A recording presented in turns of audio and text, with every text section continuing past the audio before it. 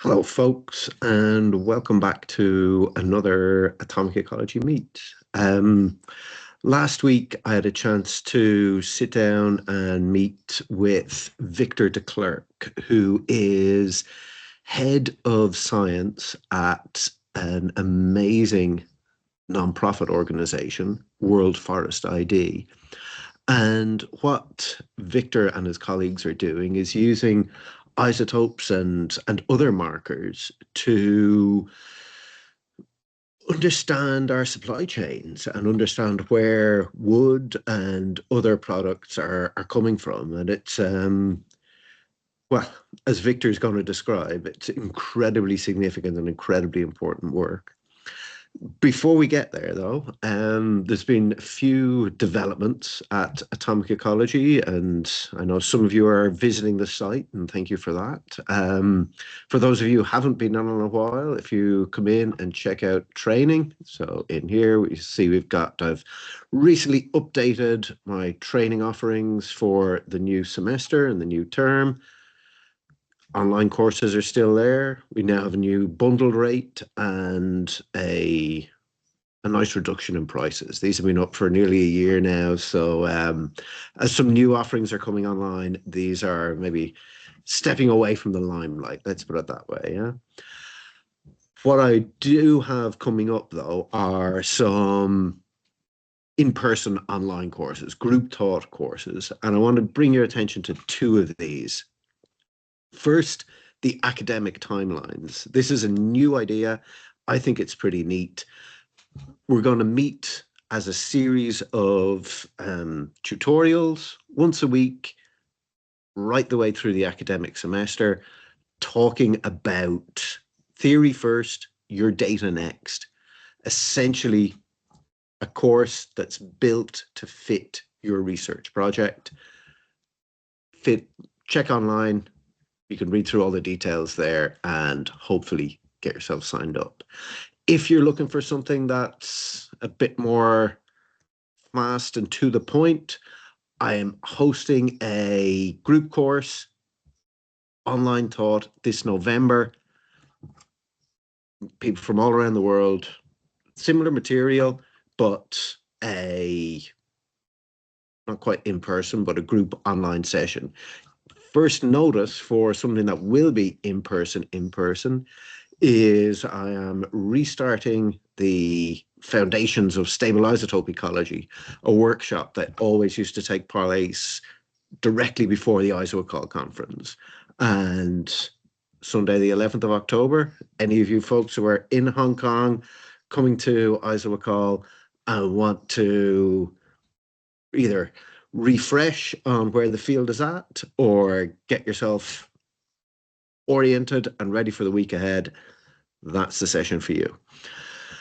Okay, that's enough from me. And with that, I'm going to stop sharing my screen. That's what I wanted to do. And I'm going to hand over to my meeting with Victor. Thanks very much. All right, so hello, folks, and welcome back to Atomic Ecology and Atomic Ecology Meets.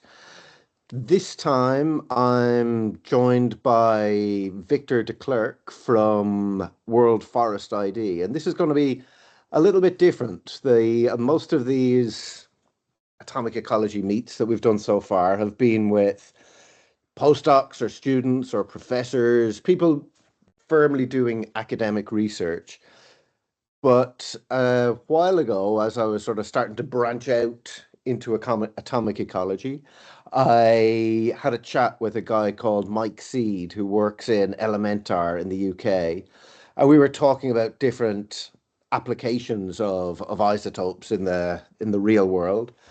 And one of the projects that Mike pointed me towards was this World Forest ID. And I'm not going to try and explain it too much because fortunately we've got one of the experts here to tell us a bit more about it today. And that's where we're going to spend a little bit of time in the company of Victor Deklerck. And Victor's born and raised in Belgium, where very much appreciate the fact that he's joining us here after a particularly rough night for Belgian football team, but we're going to press ahead regardless. And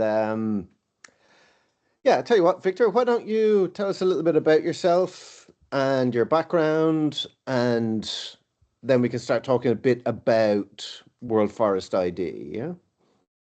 Definitely, and thank you for the introduction, Brian. Cool. So, hi everyone. I'm Victor Deklerck. So, my background is in bioscience engineering, forests, and nature management. So, that's what I did my bachelor and my master's.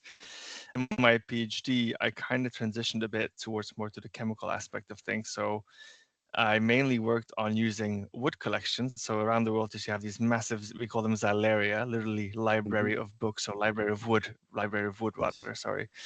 And we use them to build metabolite profiles together with the US Fish and Wildlife Forensic Service in the US to build up a massive metabolite profile database to identify species. So when you talk about illegal logging, you either talk about is the species illegal, is it protected, or is the location where Hmm. you got from illegal. So in the first Okay. part of my career, I very much focused on that first question, using wood collections, building database, uses mass spec for chemical fingerprinting and identifying species. In this current stage, and with Wolf for Study, we very much focus on that second question, where does it come Mm. from? Which is a much, much, much harder question to answer, I think. Yes, absolutely, absolutely. Yeah. And this is really significant, yeah? Like so, and forgive me if you cover this in your slides, No, no, no, go we can ahead. go straight to that. But what's the for people who are outside of this sphere, yeah? Why is it Yeah, important that we know where these things are coming from? Yeah. right. Yeah, I mean, so certain species in around the world are protected because they're disappearing, they're being overlogged or Yeah. overused, and it's the same with animal species, to be honest. There's also protections on that. Now, in terms of illegal logging and illegal timber, you can estimate that around 10 to 30% of all timber in global trade is illegally harvested. That doesn't mean necessarily the species or the location is illegal. It can also be human rights issues. It can be social issues. It can be tax fraud, things like that. But Okay. that's a general number. And if you look at tropical areas, that number can go up to 90% Oh wow. of illegality. But yeah, I mean, there's a wild numbers, but I'm sure that there's a certain aspect of truth to it. Yeah. And there was a financial report done in 2017, I think, that estimated that it's about 150 billion US dollars a year value of the illegal timber trade. Wow. So it's quite a significant aspect. It's the biggest natural resource crime. People tend to not focus as much on it because it's wood. People don't really know Yeah. that that's a thing that could be illegal, but it's actually quite a significant industry. Yeah. Wow. Yeah. Yeah. And where do we want to move into your presentation? Yeah, we can do that. Yeah. We can always chat a bit more while I'm going We through can it. yeah, we can loop back, and because I'm conscious that you're gonna. I don't want to start talking about things that then you're No, gonna no, no, no. present to us. Yeah? Totally fine. Totally fine. Let me just see if I can share. Are you seeing the screen? Yes, that's perfect. Perfect. Okay, awesome.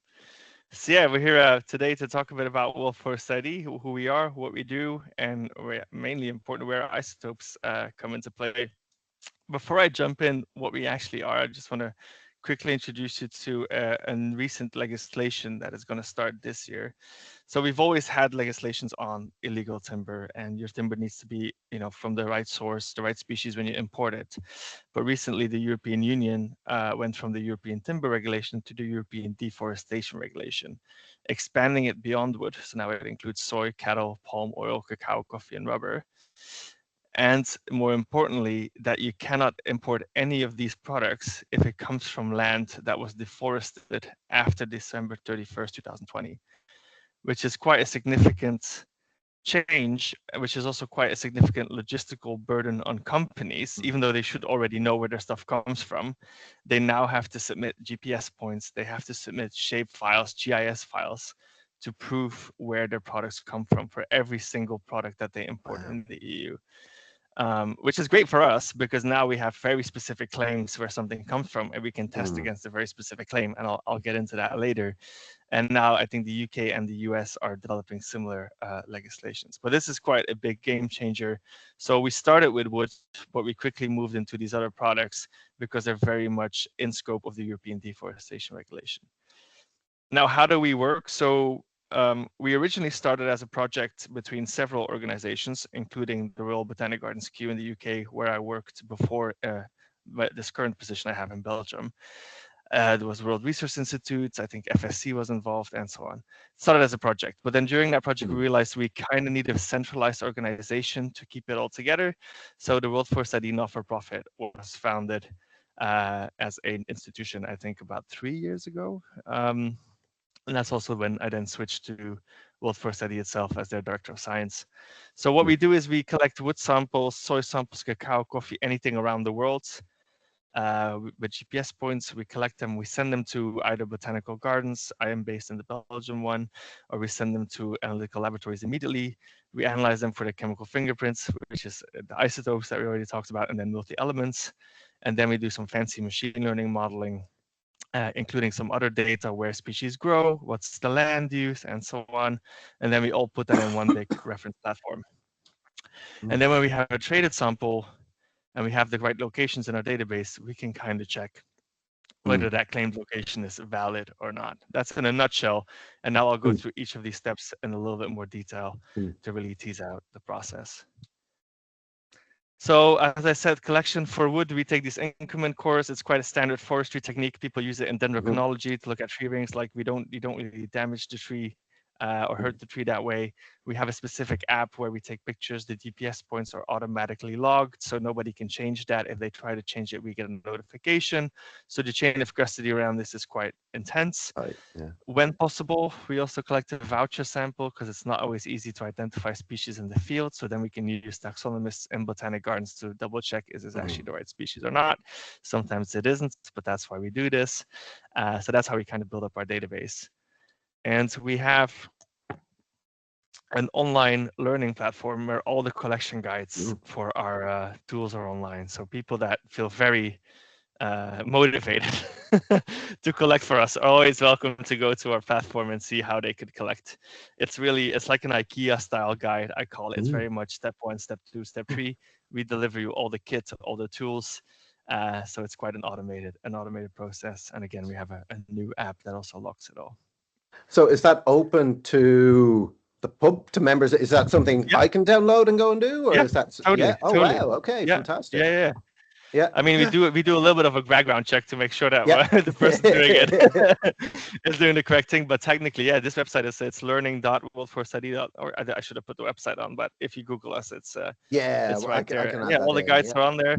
We have a collection guide and then we have a drying guide because we need to dry sometimes the material in Brilliant. the Yeah. field before we ship it out because otherwise we get a lot of mold, and then my life Yeah. becomes infinitely more harder down the line.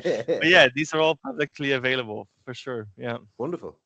And I tried them with some family members to make sure that they were completely idiot proof. They won't watch this video, so I can say that. we can we can blackmail you on that one. That's all right. So as I said in the beginning, when we talk about illegal logging, we have the species or the location, and then when we have location, there's two different questions that we need to answer, and they do require a little bit of a different model. So one is verification, is where you tell me this is from Finland, or this is from this concession, or this is from this GPS point, and we tell you that's plausible or it's implausible. For this kind of question, you need a lot less data because you basically only need to have one location and check against it.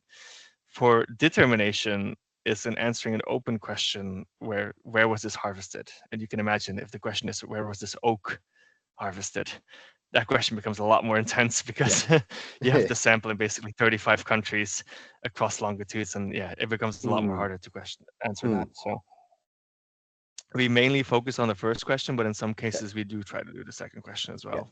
The goal is once our database is big enough, we should be able to do that automatically. Yeah.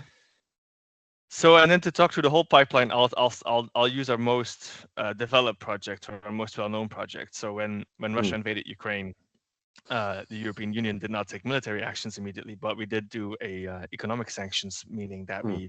it was no longer allowed to import Russian wood and Belarusian wood into the EU. So we were paid not by the EU government, but by the UK government, Boris Johnson at the time, to build a massive timber database of Eastern Europe Ah, for all the species that you can see there. So hmm. ash, beech, birch, and so on. So we collected we sampled from about 4,400 trees in 6 months. There was a massive sampling campaign with Wow. Preferred by Nature. It went fast. It was Yeah. quite impressive to see. But that gives us a really big data set to play around with. Um, and I'll talk through the pipeline that we developed in that project. So we start with our reference data, and we sample a little bit different than what Hmm. used to happen in academic spheres. And I'm partly an academic myself, so I have to be careful what I say here. But back in the day, a lot of field sampling was we go to this one location, we collect 50 trees, and then we'll go to this other location and we'll do the same, and that's our data Hmm. set. And then we split up those two concessions or two areas, and Yeah. our model is 100% accurate because I can tell them apart. But when the question is, does this single location in Finland make sense? That Yeah. kind of sampling does not help you because you have no idea of the signal in between. So the way that we sample is we take 3 trees close together. So the red dots on this map of Finland are trees, and Yeah. in a circle of 50 kilometers, and then we go further 100 to 250 kilometers away, and we do the same thing.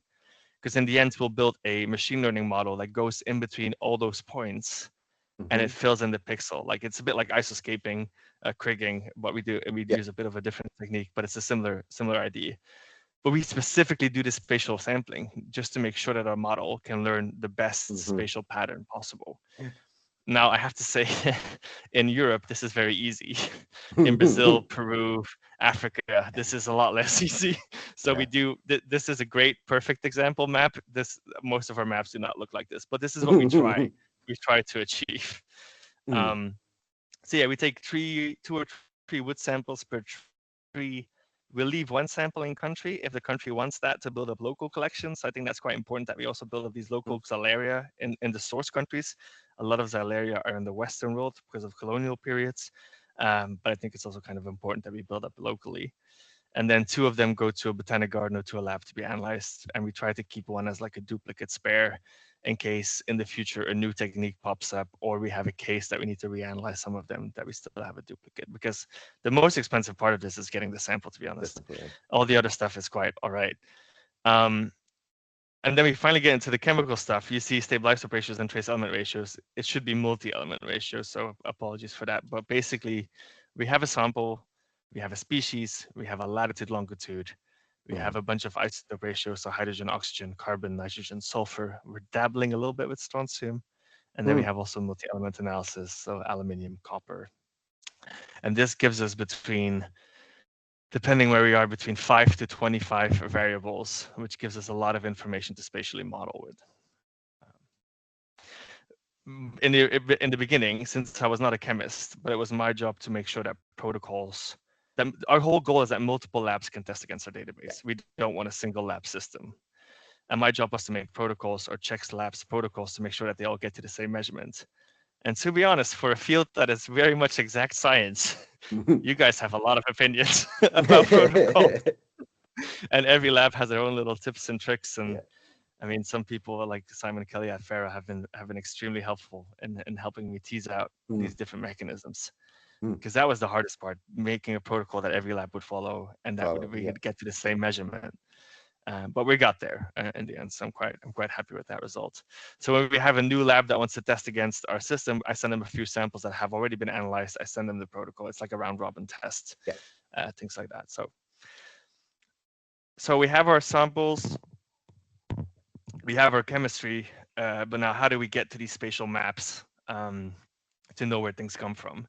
Mm. And we use something called Gaussian process regression. It's a bit Kriging. It is Kriging, but I call it Kriging on steroids because it's a little bit more powerful, I feel. But I'll talk you through why we do the spatial thing and not what I just said about those concession samplings.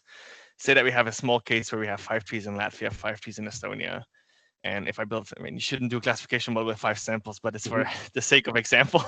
I could split them out. I could split them out quite easily. There's like 300, Yeah. 400 kilometers between them. I could see the differences. Now I get a test sample. is still in Estonia, but really close to the border of Latvia.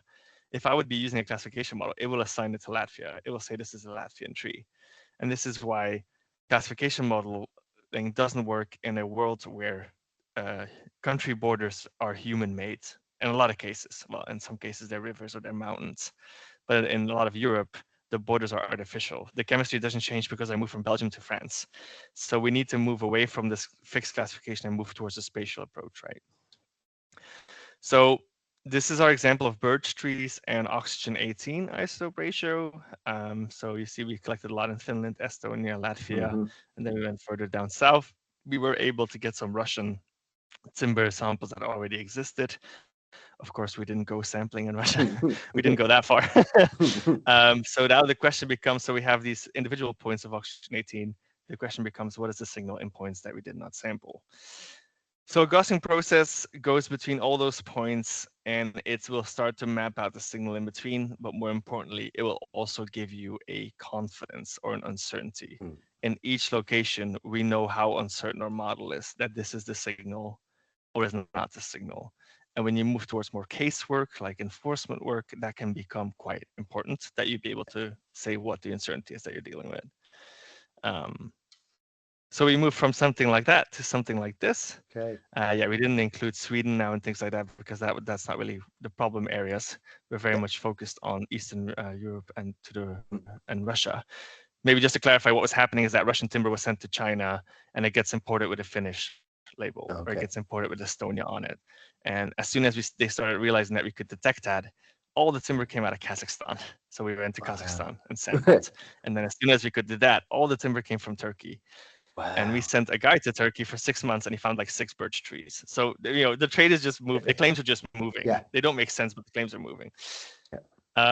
Okay, so we have all these maps. We do this for every single variable. So we do this for the isotopes, but we also do this for the multi-elements. So we have an aluminium map, we have a copper map, we have a barium map, we have a lead map. So we make all these isoscape maps or elementscapes for the multi-elements. We stack them all on top of each other. Then one of the examples of extra data that we add is where does the species grow? Because we don't want to predict that something comes from somewhere if that birch tree, if birch doesn't even grow there, or if oak doesn't even grow there. And then we answer our first question, which is the determination. And I think I have a little example here. Yeah. I mean, this is a nice example. I'll be honest, there are a lot less nice examples that I'll also show. So here we took one sample out on the red cross. We asked, okay, the model, where does it come from? The blue has the highest probability. So once we have all our isoscapes and elementscapes, we do a Bayesian inference and we do a probability calculation. So in every pixel, we calculate the chance of that value of the test sample occurring at that location. And based off that, it will give us a confidence region and a probability that it comes from somewhere. So that blue circle has the highest probability. This is the most likely match. And then that teal area is that 95% confidence area in our map. Yeah. So if the sample would come from Poland, then this would be pointless. But we're building the map basically. But that red cross is the actual location where the sample came from. Wow. Yeah. I mean, this is a highly that is a very nice figure, I have to say. Yeah. There's also other ones when you go more to like what is it, Romania and further down where it overlaps multiple country borders, and that's also an argument for spatial. Second one is, in my opinion, the much stronger one, especially keeping in mind my first slide, the European deforestation regulations, where we'll have very specific claims. It won't be a country claim anymore. It will be this GPS point, this polygon. And in this case, this is a case, I think Estonia, where we go in every single pixel. So this is from an actual test sample. So there was a birch plywood, I think. We measured the isotope ratios. And the model will go in so it uses the same spatial maps, but it will go in every pixel of 25 by 25 kilometer or 50 by 50. I forget now, but it's on our website. And it will check whether the data from the test sample is significantly different from the modeled data. So we still use those spatial maps because we need to have an idea in every location what the signal is. But now it can very accurately in every pixel go check, this can't be, this can be, this is allowed, this is not allowed. And if it's purple, it's not allowed. If it's blue, it is allowed. That doesn't mean that it comes from the blue area. It just means there's no statistically significant difference between the test sample data and the model data. Okay. Yeah. I really should use red and green, but this is an original graph that we used, purple and blue. But that's I think the claim was from South Estonia, so this basically showed the only location that is possible is Northwest Estonia, Yeah. so it cannot Yeah. be South Estonia. Okay. Wow. Yeah, this is all published in Nature Plants, so Mm. people that want to read the maths and have the full pipeline, this is all fully available, open access. So I'll happily refer people to that. Mm. This is our first major piece of work. We also tried looking at differences between Syra and multi-element separately and then combined, and we did notice that combining them gives you a lot more. I don't know if you can really read it on the top right, but there's a table where with Okay. Yeah. stabilized for birch, we were within 350 kilometers. Trace elements, we were 360 kilometers off the true location, and then combining them, that goes to 220. So Okay. adding more variables really Yeah. gives you that extra power Power to. to get more predictive. That was the first example. Then I have a short second example that we also started with soy. This is also open access for people that are interested. So on the right, you can see where we have samples of soy. So we have Brazil, Bolivia, Paraguay, Argentina. And we basically built the exact same model. So we did stable isotope ratios and multi-elements. We did the same spatial modeling. So 267 soybean samples from Brazil, Argentina, Bolivia, and exactly the same model as we just went through. These are some examples. So the top one shows like an actual prediction. So the A panel shows you the red cross again, and where we predict. This is a perfect example. B is slightly worse. C is completely off Yeah. off base. And then the bottom area is how large is our 95% confidence region that we're certain that we have the true answer. First example is clearly overfitted. It's just right there. Second is a bit more realistic, and then F is a really bad example. So we need to cover all this purple area to get to 95% confidence, and preferably you want to keep that relatively small because then your answer is more accurate. But this is just realistic, right? You're not gonna always get a really good match. So can we just, if we stick on that, Definitely. so just out of interest, or as somebody who's spent plenty of time trying to deal with noisy stable isotope data sets, what is it about C here that meant that your hit was so far out? Was it just that you didn't have sufficient information in the database to account for that spatial variability? I think it must have been some of the variables that were just so different from what that location should have been. So I mean, this one specifically would warrant, I think, a remeasure. Yeah. And look whether we get that same thing again. So it could be just something in the lab that happened, but it could honestly just be that maybe that soybean came from a very specific, maybe some anthropogenic influence, some fertilization happened, something that we have no control over, and that just gave a completely different answer. Yeah, so you can have that almost. You're particularly, I guess, something like this that's a crop. There's a lot of scope for people to either 100% alter the values, or even without realizing they're altering the values by using a different type of fertilizer or growing it on a different side of the hill than the other. And they do a lot of liming and things like that, and that will influence like things like strontium and things like that. I think also you don't, even if you just get a little bit of offset on each of your variables, you can end up with a very different answer of where it could be coming from. So I don't think you need that much tweaking to get a really wrong result. I think our goal is now to resample some of these areas and see harvest years, whether harvest years matter, things like that. Because of course we don't want to have to resample this whole thing every time. Every year. No, our goal exactly. is we're really interested in stability now. Stability is the name of the game in the next phase. Perfect. Yeah, and then sorry, I'm knocking you off. No, this is great. I know, I love this. It's better to have a conversation for sure. I prefer that. This is a bit of a similar graph like with the timber table. So on the top one is just really distance to the point. So how far are we from the actual point in predicting the highest probability? And you can see stable isotopes go from, I think, 50 kilometers almost to 1,000. Multi-elements, so it's again trace elements, but it should be multi-elements, is a little bit less, it's better, but then combining them you really get the most efficient results. And the same with that 95% confidence area at bottom. That's something we have noticed. I feel like stable isotopes work really well on a large scale. to model, and then multi-elements tend to be a little bit more erratic, I would say, over shorter distances. They're a bit Yeah. harder to really accurately model because they can change quite fast, some of Yeah. them. Yeah. I mean, I'm from West Flanders myself, and we did back in the day we did some work on metals and wood, and you could really see like the World War effect of Wow. copper and Yeah. metals Yeah. and iron in your tree because that tree takes that up and things like that. So Yeah.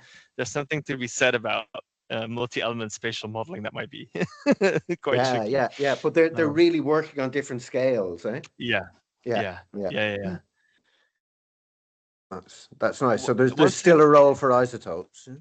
Oh, for sure, for sure. No, Yeah. no, for sure. And I Yeah. mean, I think isotopes are also the radial variability, the internal variability is better understood than multi-elements. Yeah. I don't think at this point we know enough about, like, when you think about a tree core from the bark to the pith, we currently take an average value, but it's one of my goals as in the research side of my work to really investigate how Yeah. much does that signal change throughout years. Yeah. Stable isotopes is quite well understood. It fluctuates. Of course, it's climate dependent, but you do get quite a stable signal, if I can say that.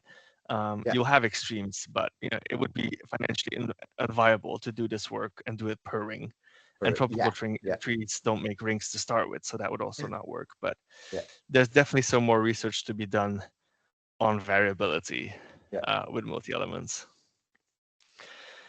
One thing we also do, and we did that for timber, but I didn't include it in the slide here, but it's in the paper, is we do a SHAP value analysis. Mhm. I won't pretend that I know everything about this. This is where the data scientists really come in. But Mm. what this basically does, it looks at longitude and latitude. Which variables did the machine learning model use the most or give the biggest value to in Yeah. getting a change? So if I go up on latitude, which variable changes the most, or which variable did the model think changed the most and was most informative?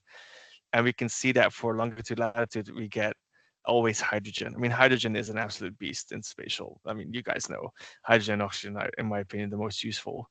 But we also see quite a lot of interesting elements pop up: nickel, barium, aluminium, cobalt. So all these ones are in the top list of changes. So these are the ones that the model thought these ones are quite important for you guys. This Yeah. is quite nice for us because it also allows us to move from, do we need all 25 variables, or do we Mm. get away with 7 of them? Yeah. Try to get that price lower, try to get that Yeah. analysis cost lower. Yeah. Yeah. But yeah, this is the fun part of the work. I like this. Nice. Investigating this is really Yeah. yeah, Yeah. it gets me Working with the excited. number. Yeah. And one thing sort of that jumps out to me is, so you've got a big difference between the contribution of a purely lipid component Yeah, and something yeah. that's Orgex, I guess, is the Organic, full material, or the organic extract. Yeah, great. so Okay, post yes, lipid. yeah, yeah, Yeah, yeah, some people work on full raw soybean. We decided to first try lipids and organics separately. yeah, I think in the long cool, run, maybe not the best approach because you need to double measure, but it yeah, is interesting to see that you see quite a bit difference in that. yeah, yeah, yeah, yeah. Like But even oxygen lipids are the a lot relative less. contribution seems Yeah, much higher for hydrogen and lipids compared to hydrogen in your Orgex is yeah. When you look at our oxygen lipids, is quite a lot lower yeah, than the hydrogen yeah, lipids as yeah, well. Yeah.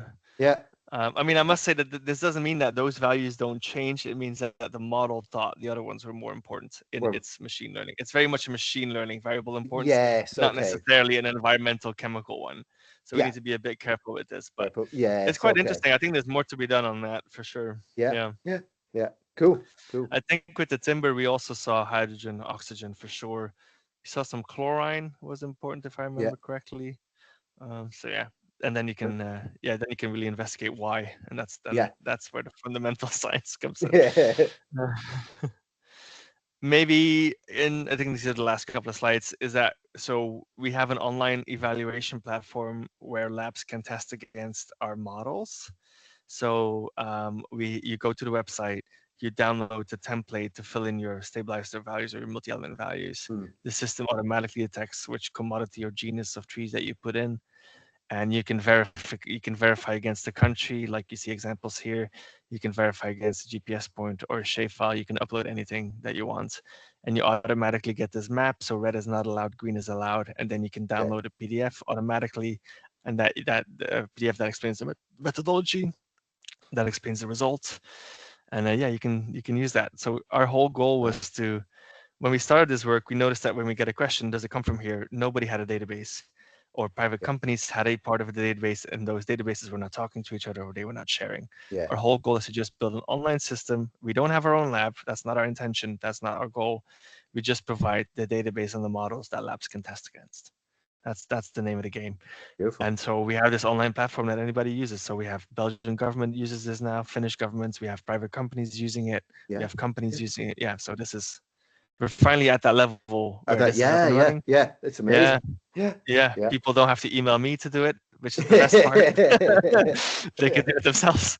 But yeah, this is great, I think. And now it's about building up, right? Now we're doing Africa, we're doing Mm, Latin America timber, we have the soy in there, we have the European timber in there. So now it's about scale.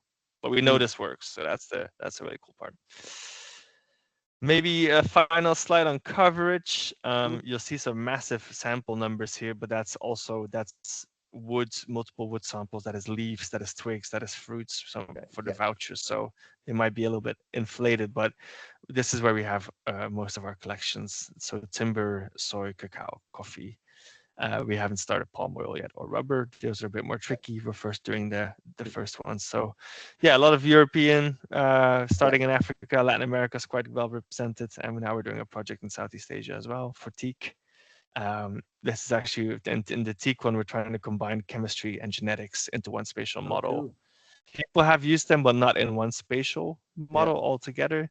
So we're going to see how far we get with that. Genetics is an interesting one because, well, one, it's hard to get quality DNA out of Mm, processed timber, and two, you're dealing with the plantation clonal problems. mm. So you can take a seed from Thailand, put it in Africa, and for a while, for a couple of generations, that Thank you. genetic code will still be Stay the Thai, same. not Yeah. African. So we're currently dabbling with that. So we're curious to see what's going to happen.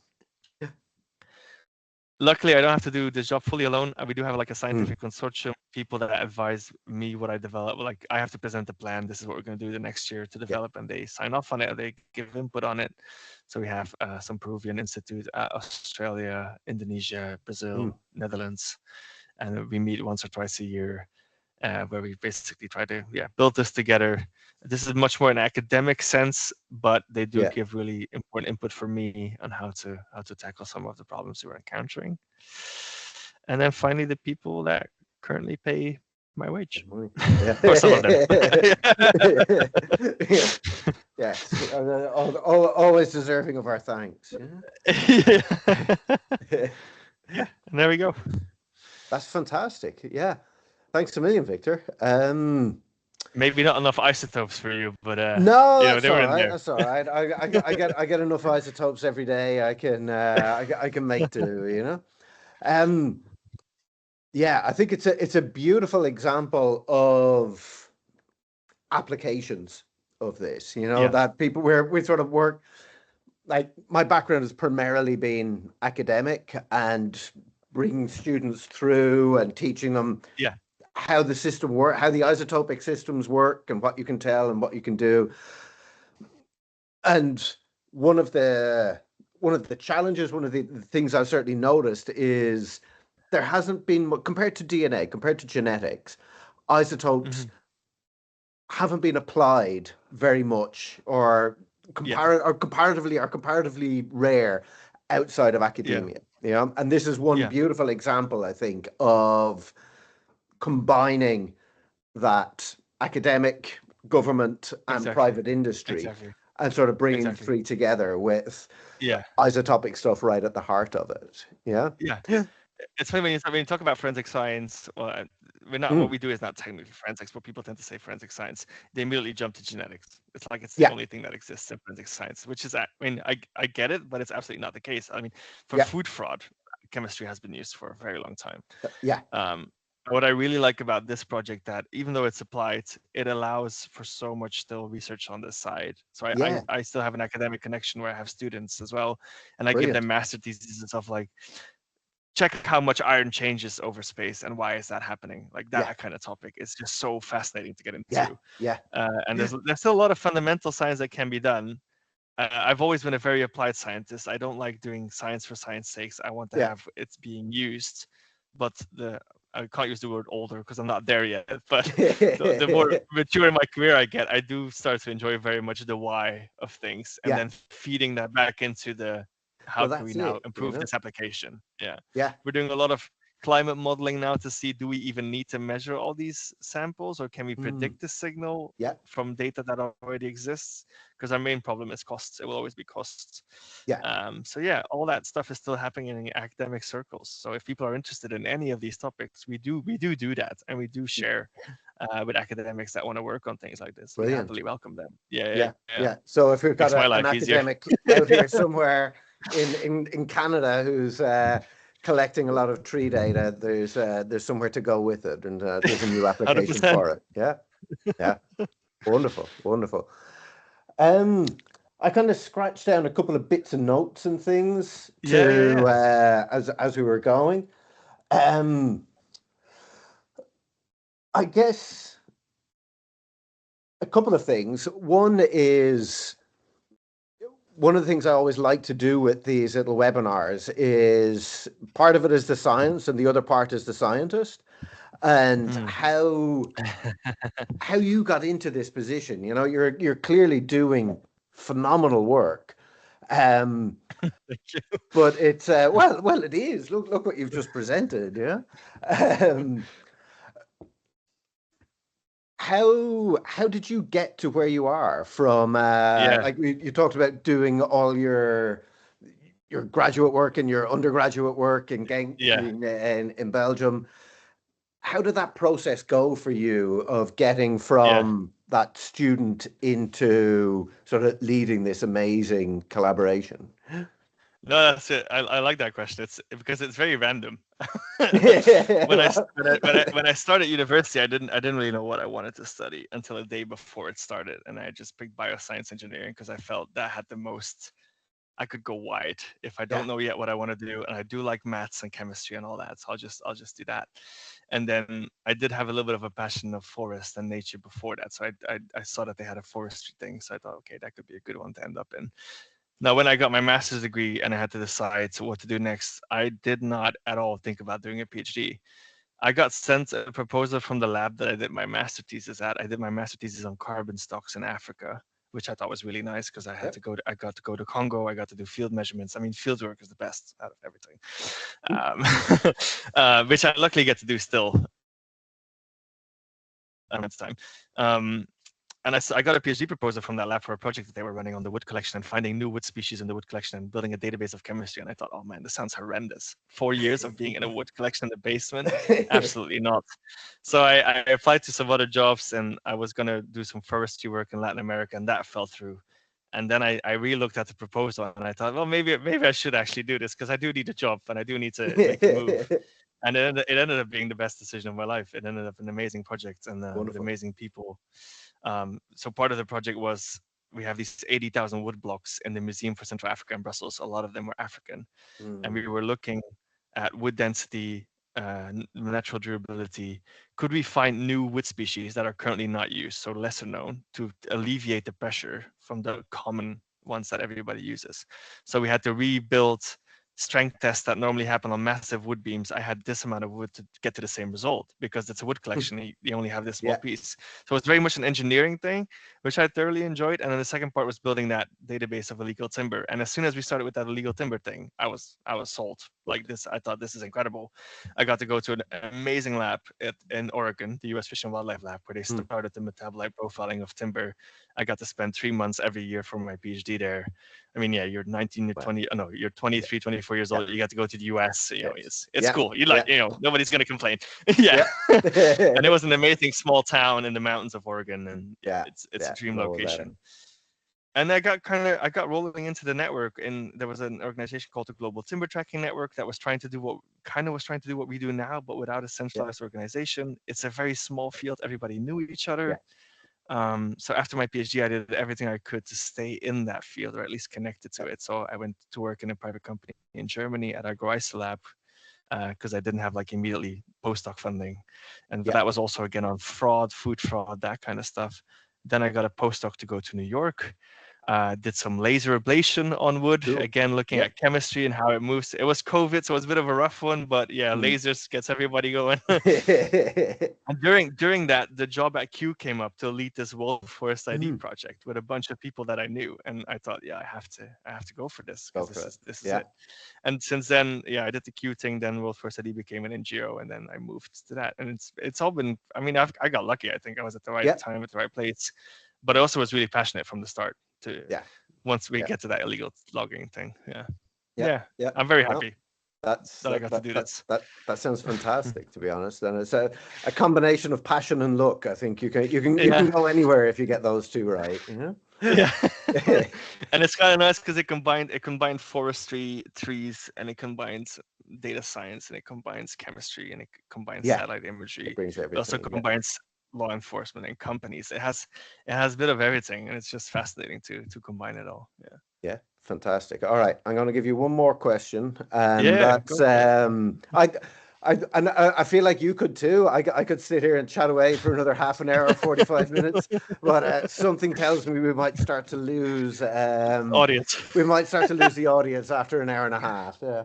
Um, you kind of mentioned a bit about some of the apps and things like that. If there are people who are listening here who are enthused by what you've been talking about, have an issue or a potentially samples or interest, how can people get involved? Yeah. Oh Without yeah. necessarily everybody telling everybody to email Victor, you know? We have a great general email for that, info@worldforstudy.org. I Perfect. mean, we're very small. We're 5 people. I'll get the Yeah, email the same day to me. But yeah, we're yeah, very happy when people reach out. We have had people reach out to them like, hey, I want a sample here, or we can do this. And like, yeah, let's do it. We do an online training. So we do provide online training for everyone that wants to do this. We're quite accessible. If it's more an academic thing that you want to explore, like I said, also available. If you have yeah, some problem in your supply chain that you're like, oh, this could be interesting, reach out. If we can't do it, yeah, we'll tell you. If we can do it, we'll tell you as well. yeah. So yeah, I Perfect. encourage people to reach out for sure. Excellent. Excellent. All right. Yeah, so info at World Forest ID. Yeah. All right, listen, Victor, thanks so much for taking the time out this morning. And yeah, I'm sure we're going to hear a lot No. more about this Yeah. as time moves on, No, this was absolutely my pleasure, and thanks for having me on.